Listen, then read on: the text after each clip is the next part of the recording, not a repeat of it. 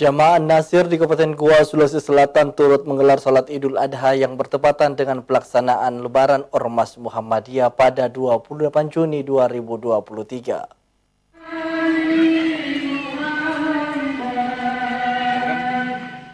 Ratusan jamaah Nasir di Kabupaten Goa, Sulawesi Selatan menggelar salat Idul Adha Rabu 28 Juni 2023. Jamaah Nasir yang bermukim di pesisir Danau Mawang, Kelurahan Romang Polong, Kabupaten Goa itu menggelar salat Idul Adha pada pukul 7.00 waktu Indonesia Tengah.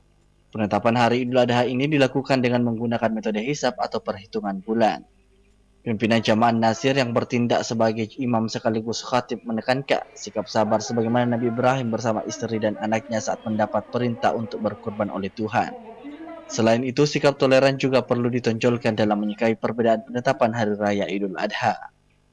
Setelah melaksanakan sholat Id, para jamaah melakukan halal bihalal sekaligus dirangkaikan dengan pemotongan hewan kurban yang didapat dari kurban para jamaah. Tim Liputan Selebes TV.